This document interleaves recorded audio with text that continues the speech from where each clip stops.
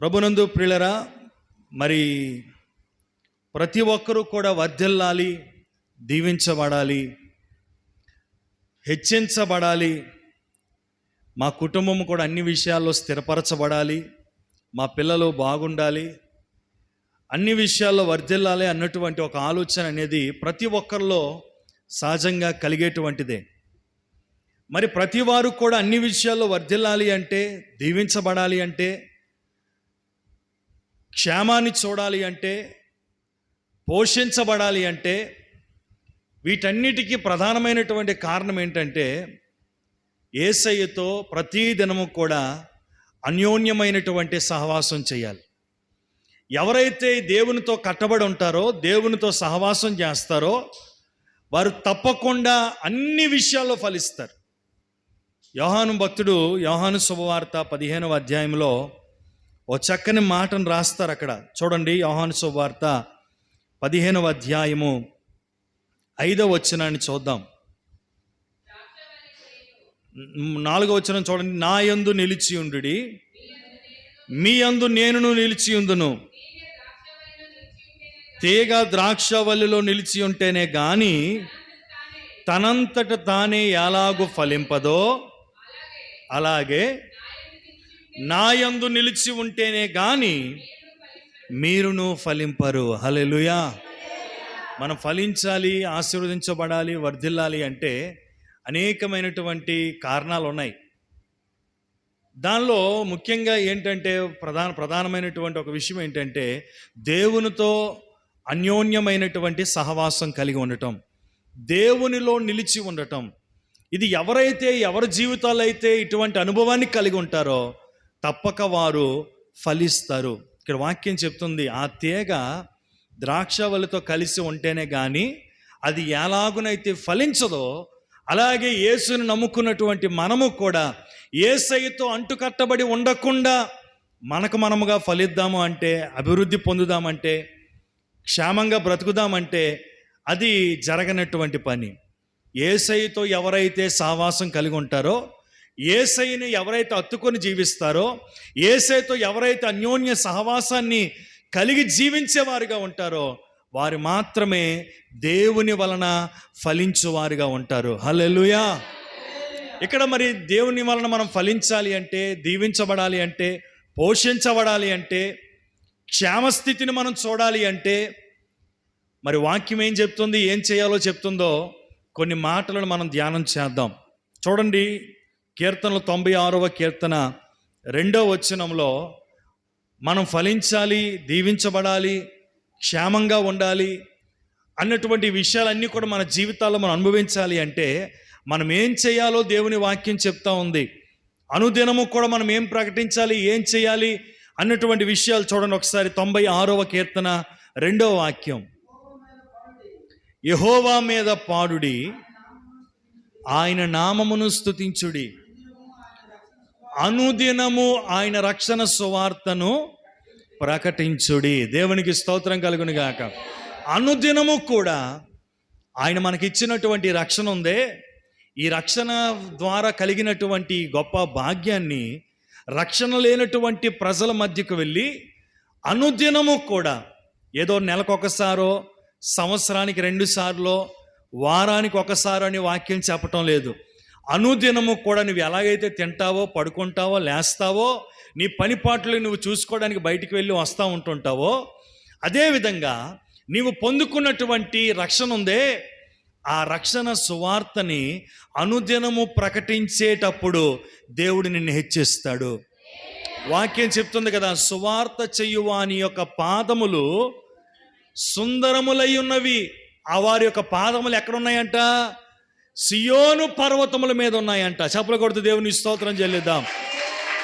ఇది ఒక మానవుడు హెచ్చింపబడే అనుభవాన్ని సూచిస్తూ ఉంది. ఒక మానవుడు హెచ్చింపబడాలి అంటే సువార్త ద్వారా హెచ్చింపబడగలుగుతాడు.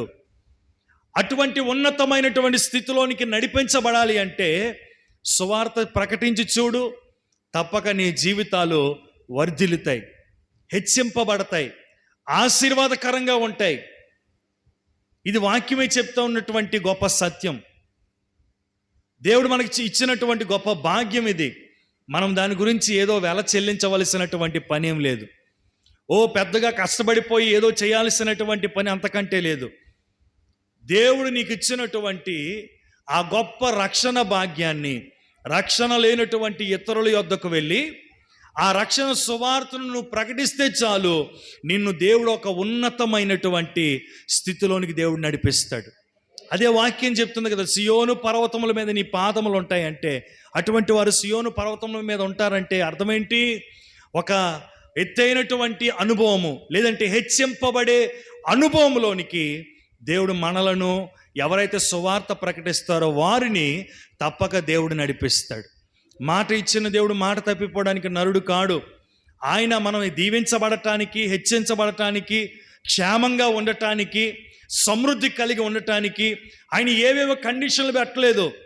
చాలా సింపుల్గానే కొన్ని మాటలను మనకి, కొన్ని ఆజ్ఞలను, కొన్ని కట్టడలను, కొన్ని విధులను దేవుడు మనకి ఇచ్చాడు.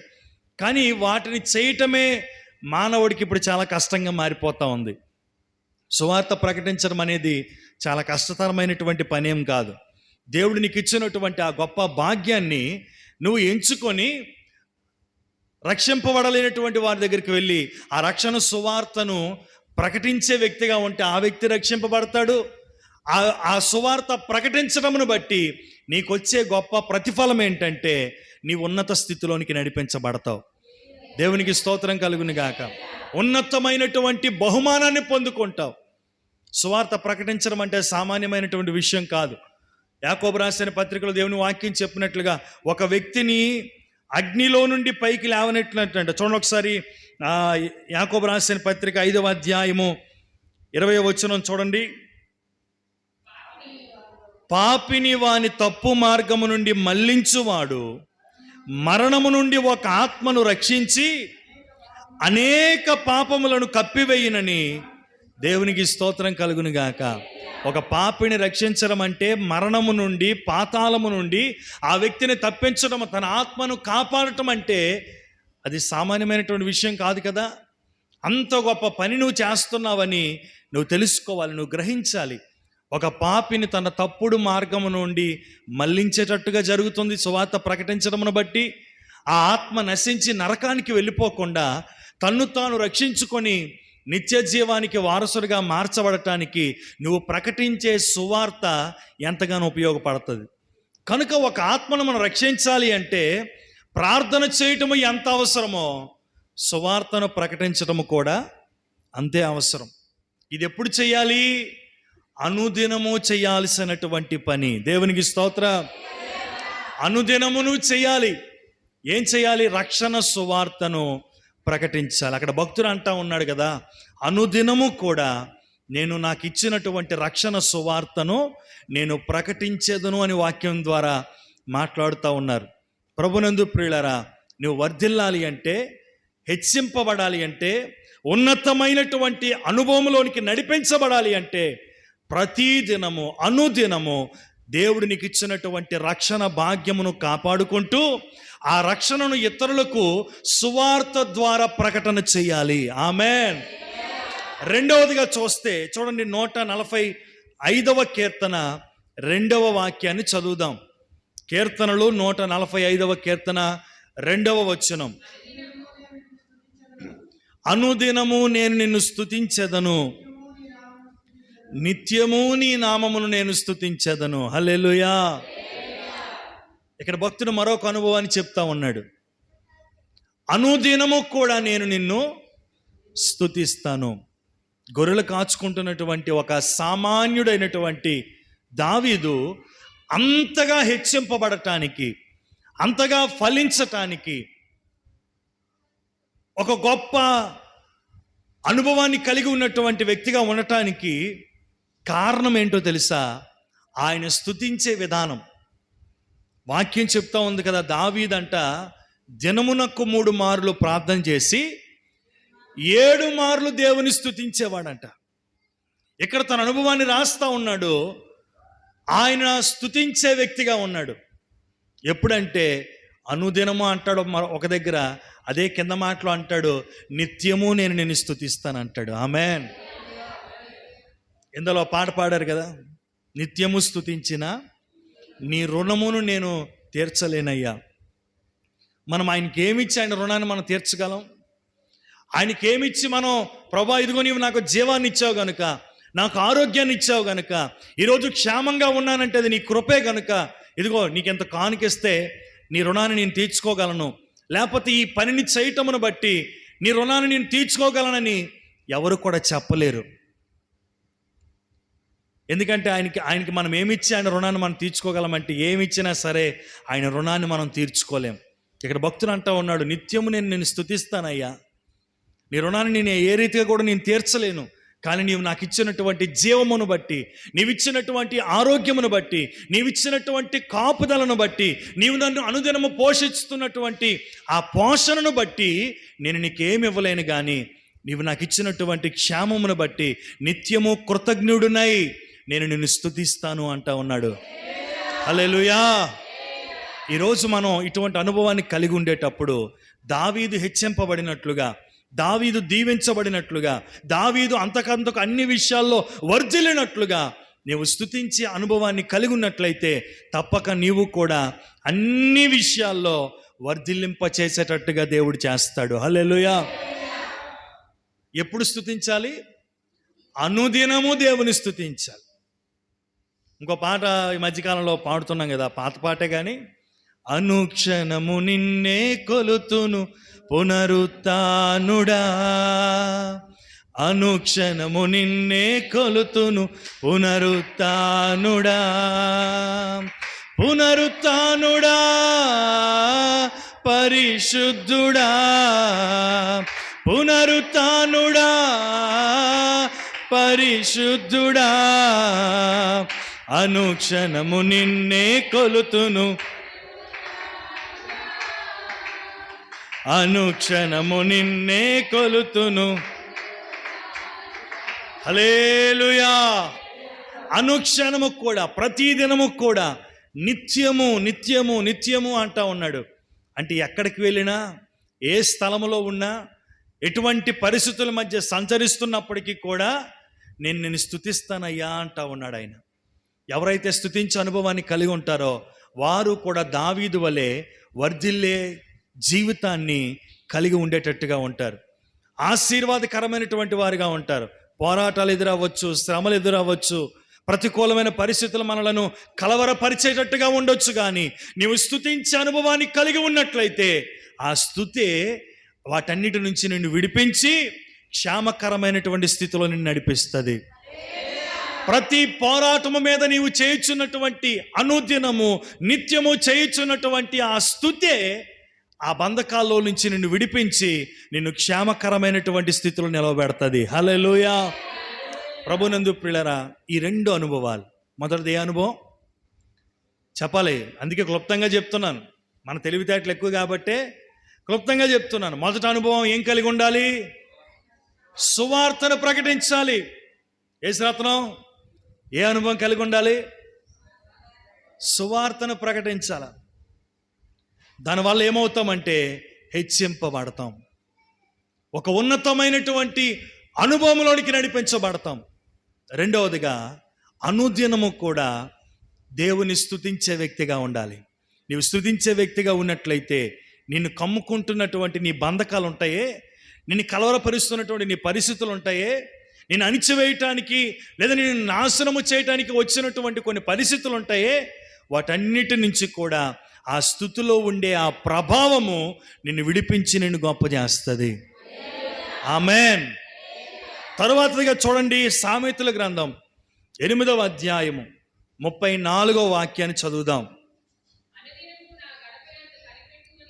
అనుదినము నా గడప యొద్ద కనిపెట్టుకొని, నా ద్వారబంధముల యొద్ద కాచుకొని, ఆమేన్, నా ఉపదేశమును వినువాడు ధన్యుడు. ఆమేన్.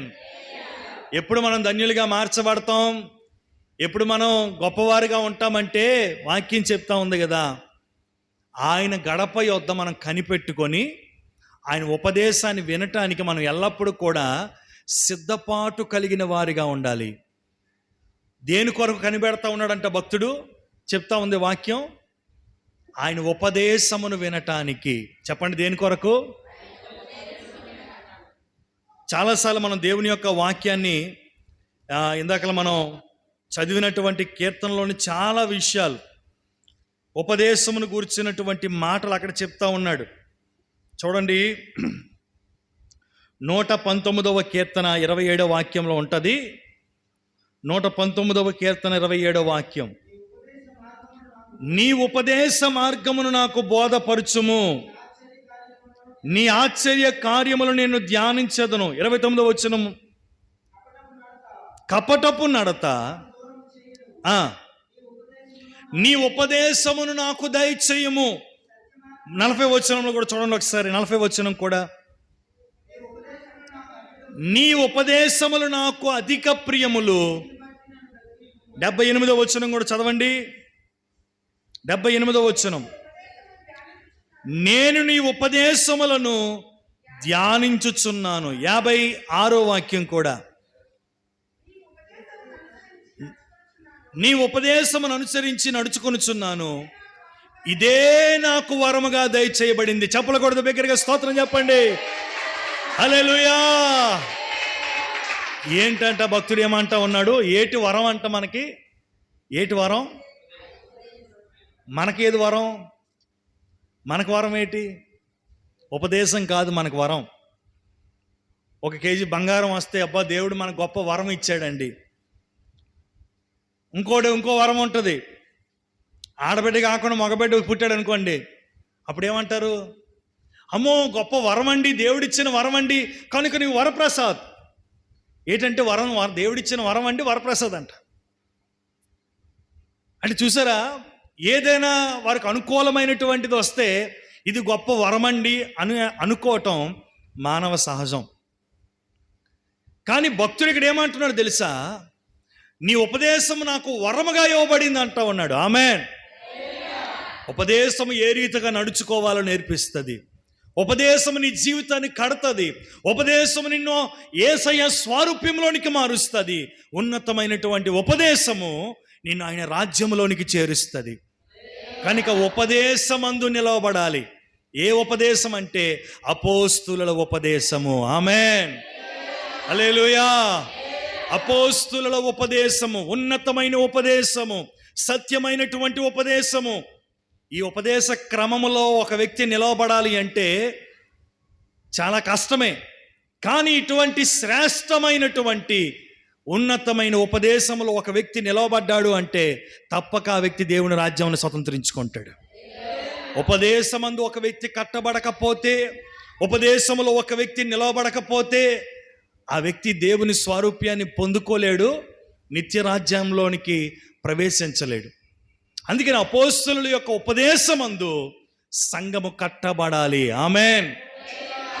ఆది అపోస్తుల ఉపదేశమునే మకుటముగా ధరించియున్న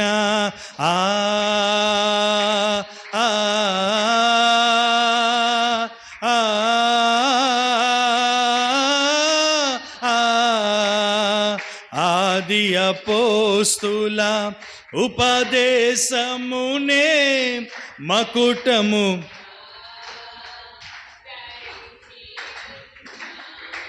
మహిమలో మహిమగలిగిన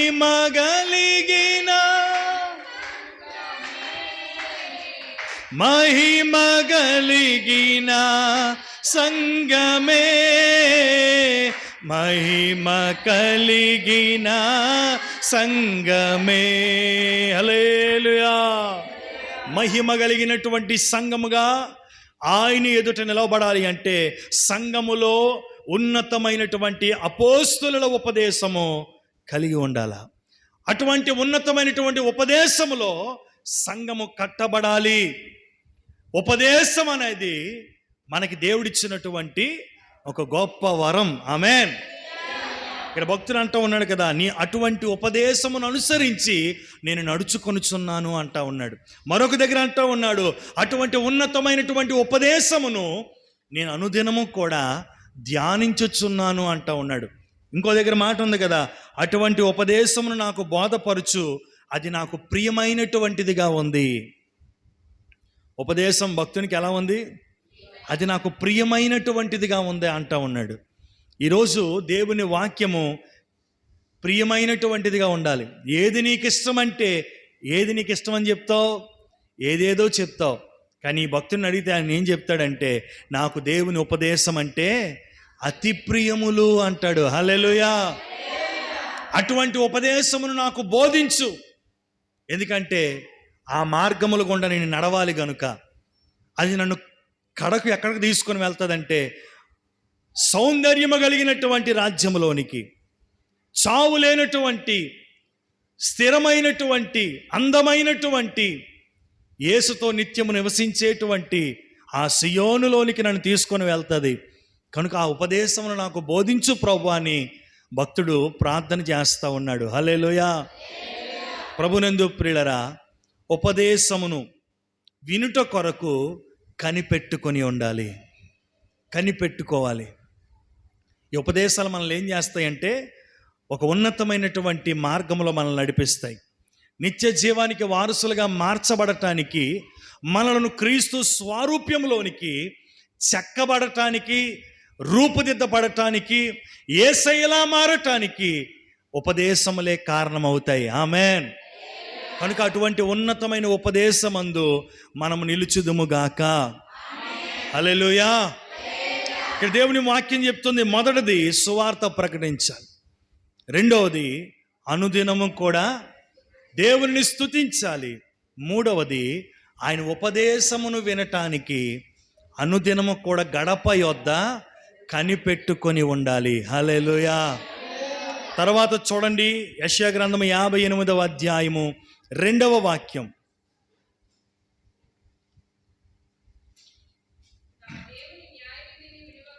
తమ దేవుని న్యాయ విధిని విడువక నీతిని అనుసరించిన వారైనట్టు అనుదినము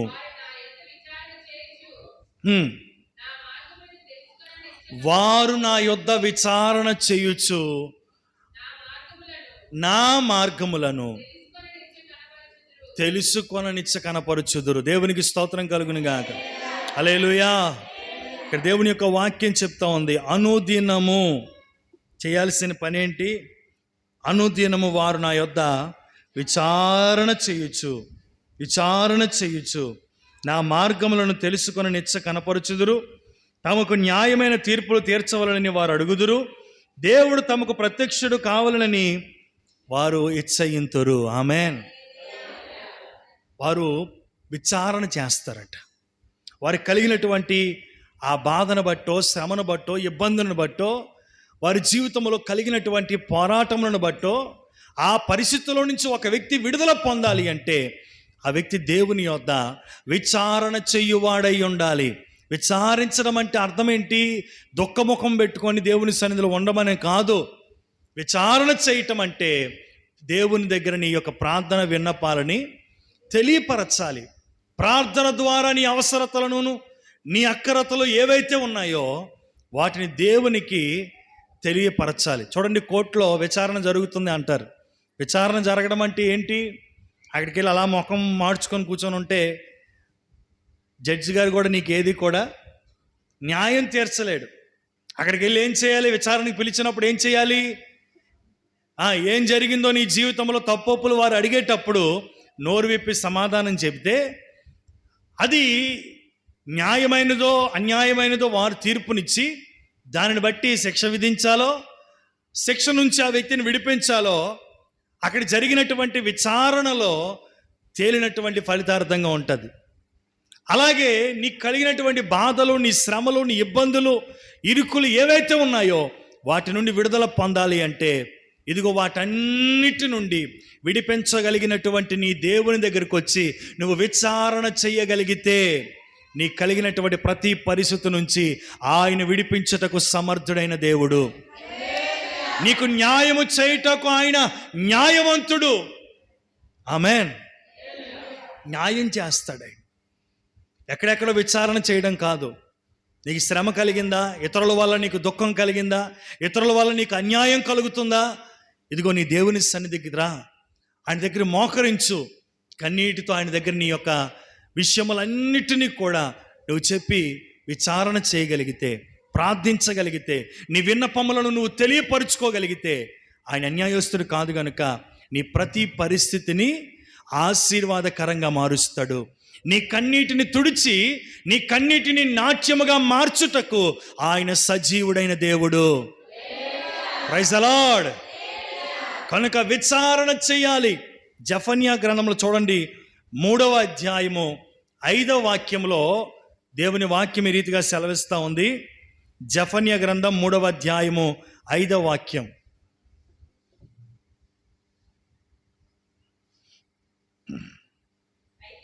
అయితే న్యాయము తీర్చు యెహోవా, న్యాయము తీర్చు యెహోవా దాని మధ్యన ఉన్నాడు. ఆయన అక్రమము చేసే దేవుడు కాడు. అనుదినము తప్పకుండా ఆయన న్యాయ విధులను బయలుపరచును. ఆయనకి రహస్యం ఏది కూడా లేదు. అయినను నీతిహీనులు సిగ్గెరుగరు. దేవునికి స్తోత్రం కలుగును గాక. మరొకసారి మాట చదవండి. అయితే న్యాయము తీర్చు యెహోవా మన మధ్యనే ఉన్నాడు. ఆయన అక్రమము చేసే దేవుడు కాడు. చప్పలు కొడితే దేవుని స్తోత్రం చెప్పండి. హల్లెలూయా. నువ్వు విచారణ చేస్తే, నీకు కలిగినటువంటి నీ బాధలు తెలియపరిస్తే, నీకు కలిగినటువంటి నీ సమస్యలు ఏవో దేవుని దగ్గర తీసుకొని వచ్చి, ప్రభువా ఇదిగో నా సమస్య ఇది, నా పరిస్థితి ఇదయ్యా, ఈ పరిస్థితి నన్ను కలవరపరుస్తుంది, ఈ పరిస్థితి నన్ను వేదనకు గురి చేస్తూ ఉంది, దీని నుండి నేను విడుదల పొందలేనా, దీని నుండి నేను విజయాన్ని పొందలేనా అని నువ్వు దేవుని దగ్గర విచారణ చేయగలిగితే ఆయన ఏం చేస్తాడంట? ఆయన అన్యాయస్తుడైనటువంటి దేవుడు కాదు, అక్రమమైనటువంటి దేవుడు కాడు. ఇంకో మాట ఏమంటుంది? అక్రమమైన దేవుడు కాడు. అనుదినము కూడా నువ్వు ప్రార్థిస్తే అనుదినము కూడా నీకు జవాబునిస్తాడు. హల్లెలూయా. అనుదినము నువ్వు ఆయనతో మాట్లాడితే అనుదినము కూడా నీ సమస్యలకు ఆయన పరిష్కారాన్ని ఇస్తాడు.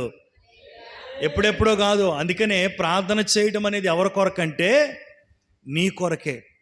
నీకు జవాబు రావాలి అంటే, ఆయన నీతో మాట్లాడాలి అంటే, ఆయన నుండి పొందుకునే అద్భుతాలు, ఆశ్చర్య కార్యాలు నీ జీవితాలు నీవు మెండుగా అనుభవించాలి అంటే తప్పక అనుదినము ఆయన యొద్ద విచారణ చేయాలి, ప్రార్థన చేయాలి. నువ్వు ప్రార్థన చేస్తే అది ఎంత గొప్ప సమస్య అయినా వాటికి పరిష్కారము చేయటానికి ఆయన న్యాయవంతుడైనటువంటి దేవుడు. ఆయన అన్యాయస్తుడు కాడు.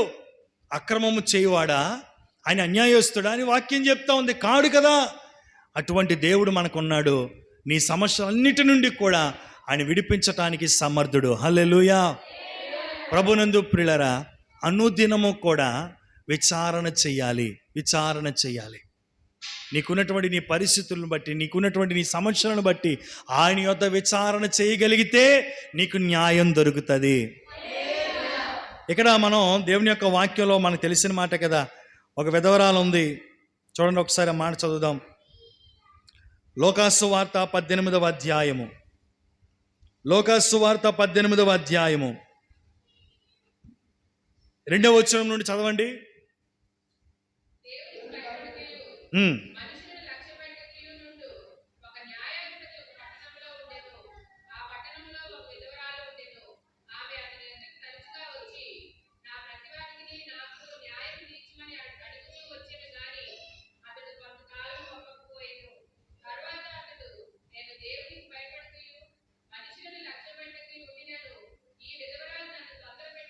ఈ విధవరాలు నన్ను తొందర పెట్టుచున్నది గనుక ఆమె మాటి మాటికి వచ్చి గోజాడకుండినట్లు ఆమె న్యాయము తీర్చునని తనలో తాను అనుకొనెను. మరియు ప్రభు ఇట్లనెను, అన్యాయస్తుడైన ఆ న్యాయాధిపతి చెప్పిన మాట వినుడి. దేవుడు తాను ఏర్పరచుకొనిన వారు అనుదినము దివారాత్రులు వారిని గురించి ప్రార్థించుచుండగా వారికి న్యాయము తీర్చడా? ఆయన వారికి త్వరగా న్యాయము తీర్చును. వారి విషయమే కదా ఆయన దీర్ఘశాంతము చూపుచున్నాడని. ఆమేన్, హల్లెలూయా. ఒక అన్యాయస్తుడైనటువంటి న్యాయాధిపతిని గురించి అక్కడ చెప్తా ఉన్నాడు. ఆ వ్యక్తి మనుషులను, దేవుని ఎవరిని కూడా లక్ష్య పెట్టడంట. అటువంటి అన్యాయస్తుడైనటువంటి ఆ న్యాయాధిపతి దగ్గరికి ఒక విధవరాలు వెళ్ళి తన న్యాయము జరిగించటం కొరకు, అయ్యా నాకు న్యాయం జరిగించు, న్యాయము చెయ్యని మాటి మాటికి వెళ్ళి ఆ వ్యక్తి దగ్గర గోజాడుతూ ఉందంట. ఆ వ్యక్తి దగ్గర విచారణ చేస్తూ ఉంది. అప్పుడు అనుకున్నాడంట, అటువంటి కఠినమైనటువంటి అన్యాయస్తుడైనటువంటి న్యాయాధిపతి హృదయమే కరిగి ఈ వ్యక్తికి నేను ఏ విధము చేతనైనా సరే న్యాయము చెయ్యాలనుకున్నటువంటి అన్యాయస్తుడైనటువంటి ఆ వ్యక్తి ఎటువంటి మనసు కలిగి ఉన్నాడో అంతకంటే గొప్ప దేవుడు మన దేవుడు. ఆయన అన్యాయస్తుడు కాడు, ఆయన అక్రమము చేయవాడు కాడు. నీకు కలిగినటువంటి పరిస్థితిని బట్టి ఆయన దగ్గర నీవు దివారాత్రులు నీవు మొర్ర పెడితే నీ ప్రతికూల పరిస్థితి నుంచి నీవు తప్పక విడుదల పొందుతావు. ఎందుకంటే ఒక అన్యాయస్తుడే నీకు న్యాయం చేయాలనుకునేటప్పుడు నిన్ను సృజించిన దేవుడు, నిన్ను ప్రేమించి నీ కొరకు ప్రాణాన్నే పెట్టిన దేవుడు, నీవు ఆయన దగ్గర విచారణ చేస్తే నీ పరిస్థితులను ఎందుకు మార్చడు? నీ స్థితిగతులను ఎందుకు మార్చడు? నీ కన్నీటిని ఎందుకు తుడవడు? తప్పక తప్పక తప్పక ఆయన నీకు న్యాయము చేసే దేవుడు. ఆయనే మన ప్రభువైన యేసు. హల్లెలూయా. కనుక అనుదినము కూడా ఏం చేయాలి? ప్రార్థన చేయాలి. ప్రార్థన చేయటానికి విసిగిపోకూడదు. ప్రార్థన చేయటానికి వెనుకొంచుగా ఉండకూడదు. ఎక్కడైనా ఏదైనా ఇప్పుడు పంచుతున్నారు అనగానే ఏం చేస్తారండి? వెళ్తాం, అందరం వెళ్తాం. వెళ్ళిన తర్వాత ఏం చేస్తాం? గొడవలు పడిపోతారు. నేను ముందు అందుకోవాలి, ఎలా పోతే అక్కడ అయిపోతుందేమో అనేటువంటి ఒక ఆలోచన అనేది ఉంటుంది. ప్రార్థించటంలో కూడా అదే పోటీతత్వం ఉండాలి. నువ్వు ప్రార్థించటం లేదు అంటే నువ్వు నీ ఆత్మీయ జీవితంలో ఎండిన స్థితిలో ఉన్నావని అర్థం చేసుకోవాలి. ప్రార్థన అనగానే పోటీతత్వం ఉండాలి. ఆరాధించటానికి, దేవుణ్ణి పాడి స్తుతించటానికి, వాక్యమును ధ్యానించటానికి నేను వారికంటే ముందుగా ఉండాలి అన్నటువంటి ఒక పోటీతత్వం ఉండాలి. ప్రతిదినము అనుదినము ప్రార్థించువాడు ఎక్కడికి వెళ్ళినా ప్రార్థించటానికి ముందే ఉంటాడు. ఎందుకంటే ఆ వ్యక్తికి ఏంటి అలవాటు? అనుదినము ప్రార్థించడం అలవాటు. ప్రార్థించలేని వాడు పెద్ద బహిరంగ సభలో నిలవబెట్టి తీసుకెళ్ళి మైక్ ఇచ్చినా ఆడు ప్రార్థించలేడు. ఎందుకంటే ఆడికి ప్రార్థన అనుదినము కూడా తన జీవితంలో లేదు. ప్రభునందు ప్రియులారా, మన పరిస్థితులు మారాలి అంటే ఒక భక్తుడు చెప్పాడు కదా, ప్రార్థన మన పరిస్థితులను మారుస్తుందని. అలా మన పరిస్థితులన్నీ కూడా మారాలి అంటే అనుదినము కూడా మనం ఏం చేయాలి? ప్రార్థన చేయాలి. ప్రార్థన చేస్తే అనుదినము కూడా దేవుడు తన మార్గములను మనకు బయలుపరుస్తాడు. అనుదినము కూడా ఈరోజు దేవుడు మాట్లాడాడు కదండి, రేపు మాట్లాడేమో, ఎల్లుండి మాట్లాడేమో అని కాదు. ప్రతిదినము కూడా నీవు మాట్లాడగలిగితే, నీవు ఆయనకి విచారణ చేయగలిగితే, ఆయన పాదముల యొద్ద నువ్వు కనిపెట్టుకొని ఉండగలిగినట్లయితే నువ్వు ప్రార్థించినప్పుడల్లా ఆయన మార్గములను నీకు తెలియపరుస్తాడు. ఆయన నీతిని నీకు బోధిస్తాడు. ఆయన ఉపదేశములు నీకు దయచేస్తాడు. ఇవన్నీ చేయాలి అంటే అనుదినము ఆయన పాదాల దగ్గర మనం చేరిపోవాలి. ఆమెన్, హల్లెలూయా. ప్రభునందు ప్రియులారా, తర్వాతగా చూడండి యోబు గ్రంథం 1వ అధ్యాయము 4వ వాక్యంలో యోబు భక్తుడు అనుదినము కూడా తన బిడ్డల కొరకు ప్రార్థించేవాడుగా ఉన్నాడు. అతని కుమారులందరి వంతుల చొప్పున అనుదినము ఒక్కొక్కరి కొరకు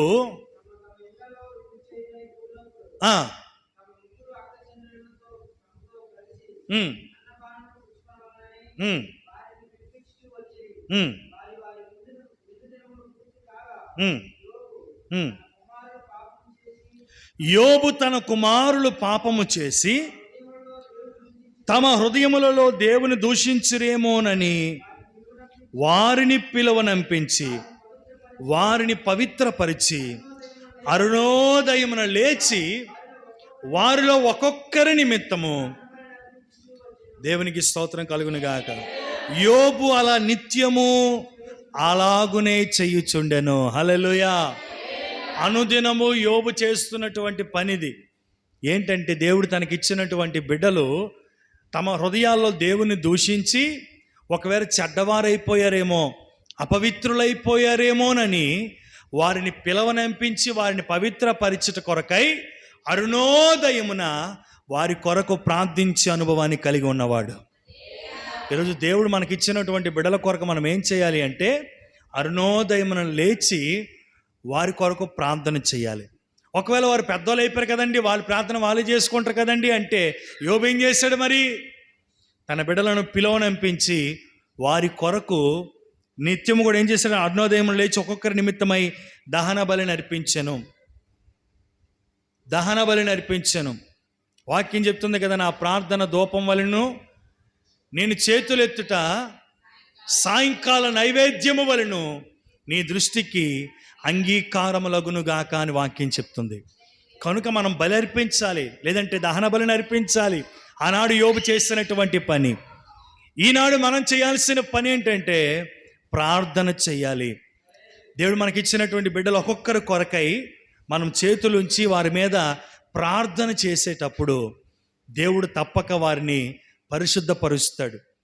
అపవిత్రతకు లోనైపోకుండా, అపవిత్రమైనటువంటి మార్గంలో వారు నడవకుండా, దైవికమైనటువంటి జ్ఞానాన్ని పొందుకునేటట్టుగా, దైవికమైనటువంటి ఆలోచనలతో నింపబడేటట్టుగా, దేవుణ్ణి మహిమపరిచే బిడ్డలుగా దేవుడు మన బిడ్డలను తీర్చిదిద్దుతాడు. దేవునికి స్తోత్రం. అలా ఉండాలి అంటే, మన బిడ్డలు క్షేమంగా ఉండాలి అంటే, మన బిడ్డలు తిన్ననైనటువంటి ఒక క్రమమైన మార్గంలో వారు నడిపించబడాలి అంటే, మన పిల్లలు ఉన్నతమైనటువంటి స్థితిలో వారు హెచ్చించబడాలి అంటే, మన పిల్లలు జ్ఞానము కలిగిన వారిగా ఉండాలి అంటే, తల్లిదండ్రులుగా దేవుడు మనకిచ్చినటువంటి పిల్లల కొరకు మనం ఏం చేయాలి? అరుణోదయమున ప్రార్థన చేయాలి. ఎంతమంది ప్రార్థన చేస్తున్నారు అని నేను అడగను. మీకు ఇచ్చినటువంటి బిడ్డల కొరకు మీరే ప్రార్థన చేయాలి. అయ్యా మా పిల్లలు త్రోవ తప్పిపోతున్నారండి, అయ్యా మా పిల్లలు తిరుగుబాటు చేస్తున్నారండి, అయ్యా మా పిల్లలు మా మాట వినటం లేదండి అని అంటే కారణం ఏంటో తెలుసా?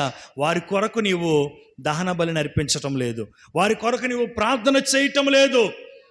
యోబు భయభక్తులు కలిగినటువంటి వాడు, యోబు యథార్థవంతుడు. అటువంటి యోబు చేస్తున్నటువంటి పని ఏంటో తెలుసా? తన బిడ్డల కొరకు వారు దేవుని ఎదుట దోషులైపోయి ఉన్నారేమో, దేవుని హృదయంలో దూషించి దేవుని ఎదుట ఆయాసకరమైనటువంటి మార్గంలో నడిచినటువంటి వారిగా ఉన్నారేమోనని యోబు ప్రతిదినము కూడా అరుణోదయమున లేచి వారిలో ఒక్కొక్కరి కొరకు ప్రార్థించే అనుభవం కలిగిన వాడిగా ఉన్నాడంట. సూసన్న హన్నా, జాన్ వెస్లీ గారి యొక్క తల్లిగారు, ఆమె తనకు కలిగినటువంటి ఆ 9 మంది పిల్లలు 10 మంది పిల్లలు నాకు జ్ఞాపకం లేదు, కానీ వారి కొరకంట ఒక్కొక్కరి నిమిత్తమై ప్రత్యేకంగా ఒక్కొక్కరి నిమిత్తమై ప్రార్థన చేసే అనుభవాన్ని కలిగి ఉన్నటువంటి వ్యక్తి అంట సూసన్న వెస్లీ. ఆ వ్యక్తి తనకు కలిగినటువంటి ఆ బిడ్డలందరూ కొరకు ప్రతిదినము కూడా ఒక్కొక్కరి నిమిత్తమై, అందరు కలిపి ఒకే ప్రార్థన చేసే వ్యక్తి కాదు, ఒక్కొక్కరి నిమిత్తం వెళ్ళి వారి దగ్గర గడిపి మోకరించి ప్రార్థన చేసే అనుభవాన్ని కలిగి ఉన్నటువంటి వ్యక్తి అంట. చివరికి ఆ ఒక్కొక్కరు ఎలా తయారయ్యారో తెలుసా? దేశాన్ని కదిలించినటువంటి వ్యక్తులుగా మారిపోయారు. ప్రపంచంలో దేవుని యొక్క పరిచర్యను ముమ్మరంగా తీసుకొని వెళ్ళి, ఈనాడు ఇన్ని అనుభవాలు మనం కలిగి ఉన్నామంటే, ఇటువంటి గొప్ప గొప్ప దేవుని యొక్క వాక్యం మన చేతిలోకి రావటానికి కావచ్చు, లేకపోతే ఇంకా గొప్ప గొప్ప విషయాలు మనం ఆలోచన చేస్తే వాటన్నిటికీ కూడా దేవుని సువార్త అనేక ప్రాంతాల్లో వెదజల్లటానికి కూడా తన బిడ్డలకు కారణమయ్యారు. అందులో ప్రాముఖ్యమైనటువంటి మరొక వ్యక్తి జాన్ వెస్లీ. దేవునికి స్తోత్రం కలుగును గాక. వీరందరూ కూడా ప్రపంచవ్యాప్తంగా దేవుని సువార్తను ప్రకటించడంలో దేవుని పని కొరకు ఒక బలమైనటువంటి పాత్రలుగా మార్చబడ్డారు. ఆ తల్లి చేసినటువంటి ఆ ప్రార్థన ఆ బిడ్డలను ఒక ఉన్నత స్థితిలో నిలవబెట్టగలిగింది. ఈరోజు మన బిడ్డలు ఒక మంచి స్థితిలో నడవాలి అంటే వారి దైవికమైనటువంటి జ్ఞానము చేత నింపబడి జ్ఞానవంతులుగా వారు వర్ధిల్లాలి అంటే మనము చేయాలి వారి కొరకు అనుదినము కూడా ప్రార్థన. ఇది ఎంతవరకు చేశానంటే యోబు నిత్యము అలాగున చేయుచుండెను. వారి కొరకు మనం నిత్యము ప్రార్థన చేసేవారిగా ఉండాలి. చూడండి, సమూయేలు 2వ గ్రంథం 13వ అధ్యాయము 37వ వాక్యంలో ఒక మాట చదువుదాం. సమూయేలు 2వ గ్రంథము 13వ అధ్యాయము 37వ వాక్యం. అయితే అబ్షాలోము పారిపోయి యెషూరు రాజు వద్ద చేరును. దావీదు అనుదినమును తన కుమారుని కొరకు అంగలార్చుచుండెను. హల్లెలూయా. అప్పటికే దావీదు కుమారుడైనటువంటి అబ్షాలోము దావీదుకి శత్రువైపోయాడు, చంపటానికి తరుముతా ఉన్నాడు. దావీదు తన కుమారుని చేతిలో నుండి తప్పించుకొని పారిపోతూ అనేక గుహల వెంబడి పరుగులు పెడుతూ తన ప్రాణాన్ని కాపాడుకోవడానికి ఎన్నో రకాలుగా ప్రయత్నాలు చేసుకుంటూ వెళ్తున్నటువంటి సందర్భం.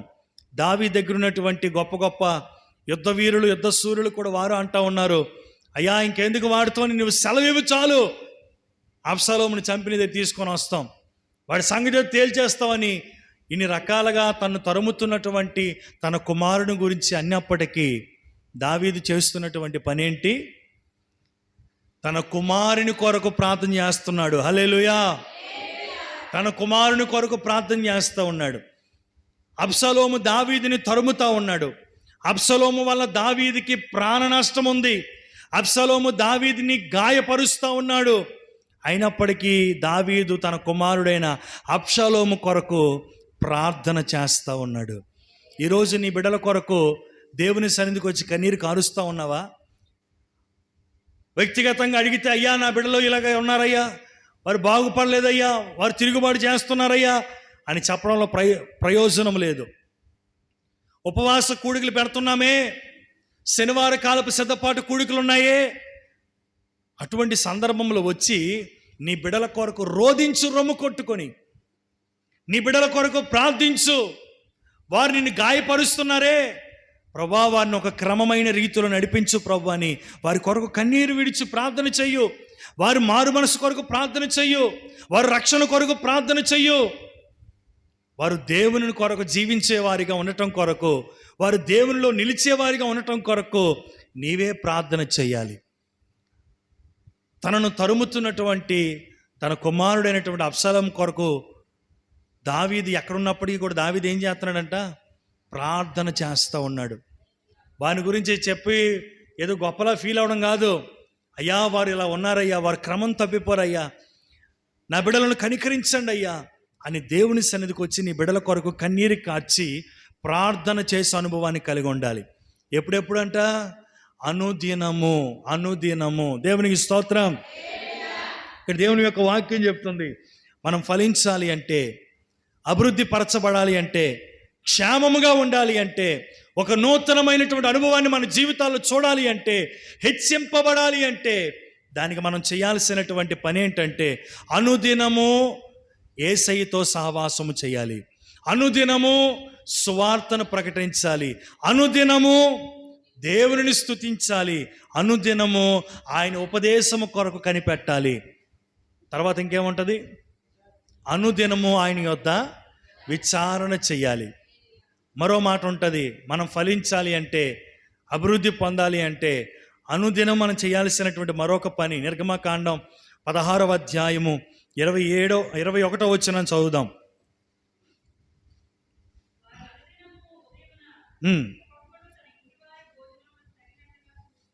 అనుదినము వారు ఉదయమున ఒక్కొక్కడు తన ఇంటి వారి యొక్క పోషణ కొరకై తగినట్టుగా వారు కూర్చుకున్నారు మన్నాని. దేవునికి స్తోత్రం కలుగును గాక.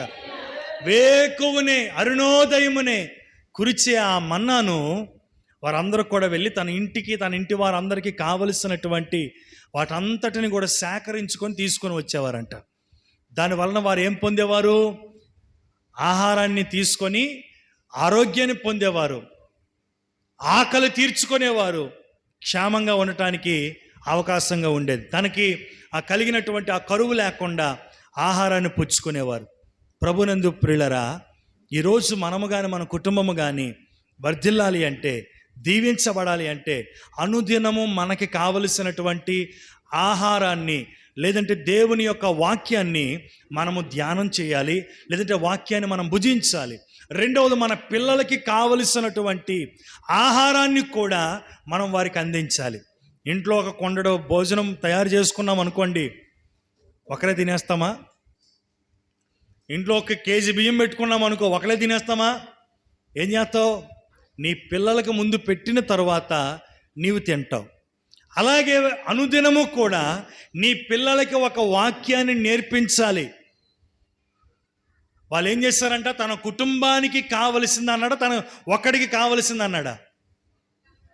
నాకాశ చూస్తాడు, తెల్ల మొక్కలు వేసుకున్నాడు. అక్కడ ఉండి చదవండరా.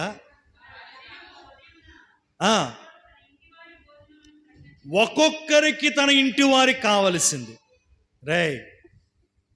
ఒక్కొక్కరికి తన ఇంటి వారికి కావలసింది. ఏదైనా మనం ఎవరి దగ్గరికి వెళ్ళి ఏమైనా తీసుకోవాలనుకుంటే మనం ఏం చేస్తాం? అయ్యా, మీరు నాకు బట్టలు ఇచ్చారు, మరి నా చిన్నపిల్లలు ఉన్నాడు, ఇంకో పిల్లడు కూడా ఉన్నాడయ్యా, వారికి కూడా ఇవ్వండి. మా ఇంటి దగ్గర ఇంకో బిడ్డ ఉన్నాడయ్యా, ఆడుకుంటున్నాడయ్యా, వాడికి కూడా మీరు ఇవ్వాల్సింది ఇవ్వండి అని చెప్తూ ఉంటుంటారు. వారు ఆ దినాల్లో ఆ మన్నా ద్వారా వారు పోషింపబడాలి కనుక వారి ఇంటిలో ఒకరు, ఇద్దరు, ముగ్గురు, నలుగురు, ఒక 5గురు ఉన్నారనుకోండి, 5గురికి ఇంత చిన్న కొండ సరిపోద్దులని పట్టుకెళ్ళిపోలేదు. 5గురికి ఎంత కావాలో 5 పావులు పెట్టుకున్నాం అనుకోండి.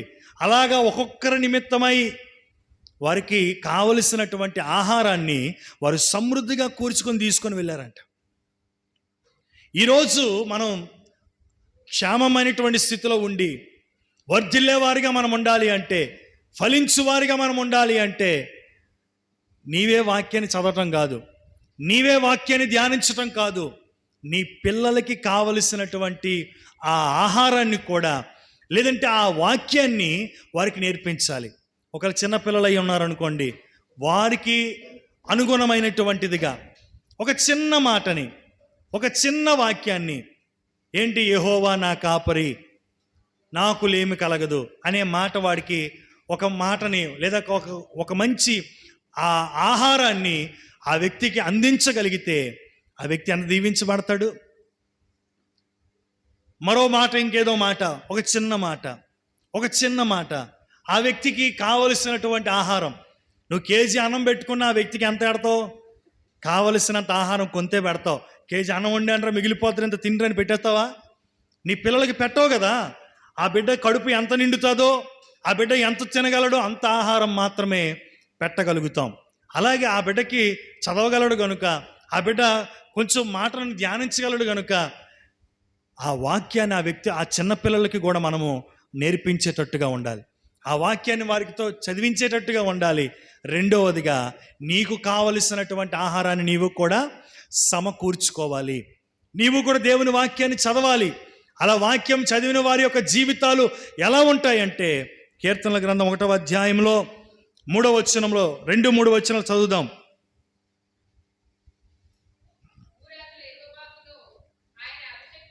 1వ అధ్యాయము 2-3 వచనాలు. యెహోవా ధర్మశాస్త్రమందు ఆనందించువాడు, దివారాత్రము దానిని ధ్యానించువాడు ధన్యుడు. అతడు నీటి కాలువల యోరన నాటబడినదై ఆకు వాడక తన కాలమందు ఫలమిచ్చు చెట్టు వలె నుండును. అతడు చేయనదంతయు సఫలమవుతుంది. చపల కొడుతూ దేవునికి స్తోత్రం చెల్లిద్దాం. ఎవరు ఈ అనుభవాన్ని కలిగి ఉండేవారు? ఎవరు? దేవుని వాక్యాన్ని నిరంతరము ధ్యానించేవాడు. ఈరోజు నీకు ఫలించే అనుభవాన్ని కలిగి ఉండాలి అంటే, నీవు చేస్తున్నటువంటి నీ పనిపాట్లన్నీ కూడా సఫలమయ్యేటట్టుగా ఉండాలి అంటే, ఒక ప్రత్యేకమైనటువంటి అనుభవాన్ని కలిగిన వ్యక్తిగా నీవు ఉండాలి అంటే, తప్పక నీవు ఇది చేయాలి. వీటిని నువ్వు చేయగలిగినట్లయితే తప్పక నీవు ఫలించే అనుభవాన్ని కలిగి ఉన్నట్టుగా నువ్వు భావించగలవు. మనకు ఆశ అయితే ఉంటుంది, ఫలించాలి, మనం చేస్తున్న పని దీవించబడాలి, అన్ని విషయాల్లో మనం పైవారిగా ఉండాలి, ఇవన్నీ మనం ఆలోచనలు కలిగి ఉంటాం, మంచిదే. ఇవన్నీ మన జీవితాల్లో మనం కలిగి ఉండాలంటే అనుదినము దేవుని వాక్యాన్ని చదవాలి, అనుదినము దేవుని సన్నిధిలో ప్రార్థన చేయాలి, అనుదినము దేవుణ్ణి స్తుతించాలి, అనుదినము దేవుడు మనకిచ్చినటువంటి రక్షణ సువార్తను ప్రకటించాలి, అనుదినము మన బిడ్డల కొరకు ప్రార్థన చేయాలి. ఇవి మనం చేయగలిగినట్లయితే తప్పక మనము చేయనిదంతా కూడా దేవుడు సఫలం చేస్తాడు. మనం ఫలించేవారిగా ఉంటాం, మన అభివృద్ధి చెందేవారిగా ఉంటాం. కనుక అనుదినము ఇటువంటి అనుభవాలు మన జీవితాల్లో మనము కలిగి ఉందుము గాక. ఒకవేళ అటువంటి అనుభవాన్ని మనం కలిగి లేకపోతే ఎప్పటి నుంచే వాటన్నిటిని కూడా మన జీవితంలో అభ్యాసము చేసుకొందుము గాక. ఆమేన్. దేవుడి మాటలను మన వినికిడిలో దీవించి ఆశీర్వదించును గాక. ప్రార్థన